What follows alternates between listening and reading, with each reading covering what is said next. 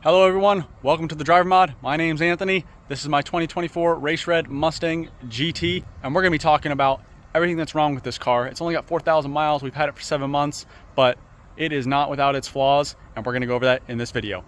Now before we get started, definitely, if you're not subscribed, subscribe down below, hit the notification bell so you don't miss any videos regarding the 2024 Mustang. We're gonna be doing a lot of stuff with the car. We got a major upgrade on the way. That video will be linked at the end of this video.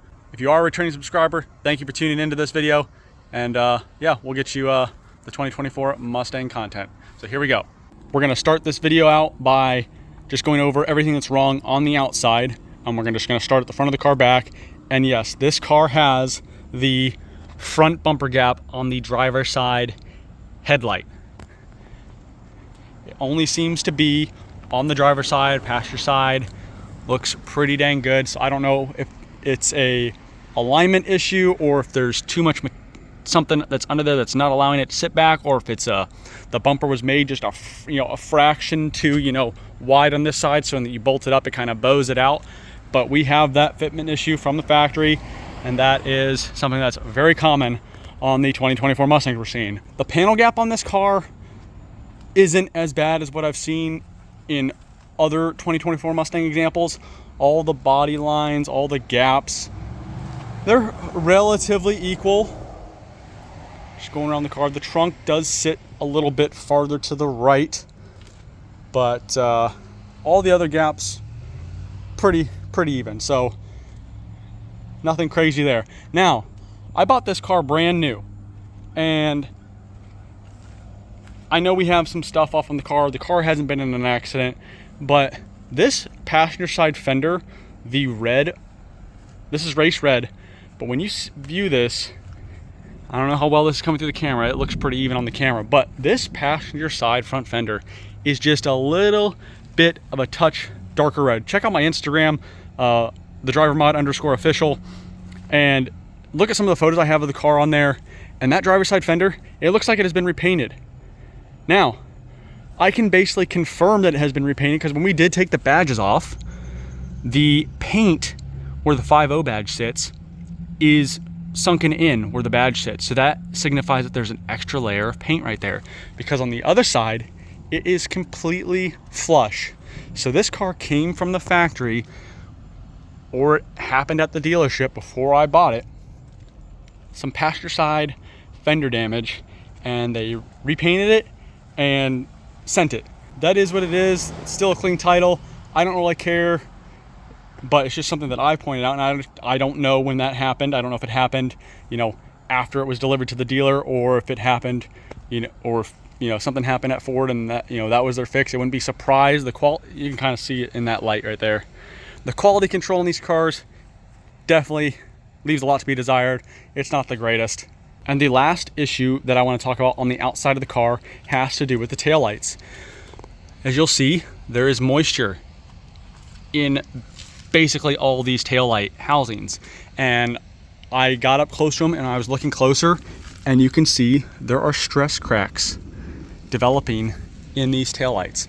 The car, again, it has never been in an impact. This one's really bad. It's actually gone up into the housing, but 4,000 miles, 6 months old, something like this should not be happening. I mean, my GT350, the most violent, vibration-filled car in the history of Ford Mustangs. These taillights have been on for 5 years, no stress cracks. These are OEM Euros. The OEM lights that were on before, no issues with them, no cracks, no nothing. But 6 months old, 4,000 miles, 8+ years old, 30,000 miles. That is disappointing. That should not be happening. I already let the service advisor know at the dealership that I work with, and he said bring it by, we'll get some pictures, and we should be able to get those replaced under the bumper-to-bumper warranty.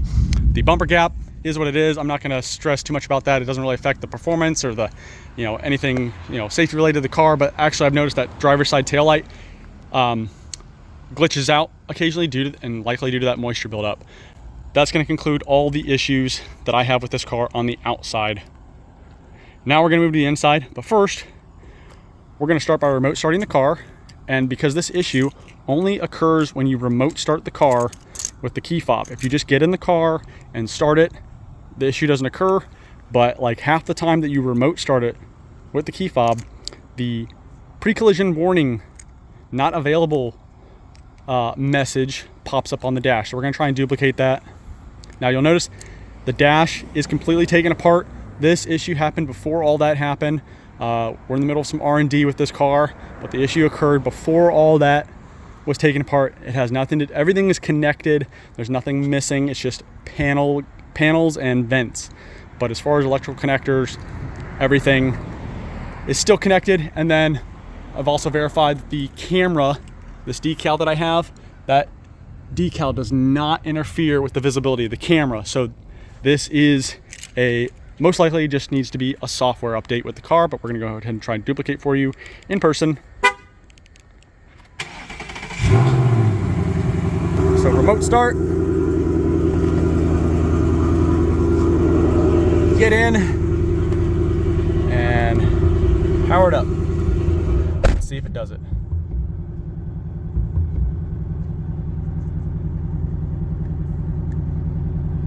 All right, so it didn't do the message, but it'll pop up and it'll show the icon down at the bottom of the screen there. And then the last issue that I have had with the car, it's very common for when I first start the car, this center screen takes forever to boot up, like a good probably 30 seconds. Well, this screen is already booted and loaded and we're driving, and this thing still hasn't fully booted up. So, oh, looks like some sort of vehicle data diagnostic sharing active. Oh, they're hitting up my car. See, there's another issue. Big Brother is watching these cars. You do anything to these cars, you change anything, it phones home. I mean, you just saw it right there. Like, my car literally just got pinged. So far, that's all we found with the 2024 Mustang. At this point, again, 4,000 miles. We've done 2 oil changes. We verified you do need to do a break-in oil change. That video will be linked at the end of this video as well. Go check that out. It's got some good info. But yes, you do need to do a break-in oil change with these cars. Based on the oil wear and oil analysis test that we did 2 tests, same party, using the same oil, and it definitely clearly showed that yes, break-in oil change needs to be done. That's going to conclude this video with the 2024 Mustang. Again, don't forget to hit that notification bell so you get pinged every time we upload a video. Most of the uploads coming up are going to be in regards to the 2024 Mustang. We've got other types of content on the channel. I have a GT 350 that you saw. I do a lot of track day and repairs and maintenance and mods videos for that car as well. So if you like Mustangs, this is definitely a good channel for you. If you like autocross, road coursing, drag racing, we got it all here as well. So spectator racing. So definitely take a look around, drop some comments on some videos, point out things that you like, you dislike, and in this video particularly, let me know what other issues you're seeing with your 2024 Mustang, whether it's EcoBoost, GT. Some of these issues look like they are going to be issues that you can replicate in the other, trim levels. So take care, guys. We'll see you on the next one.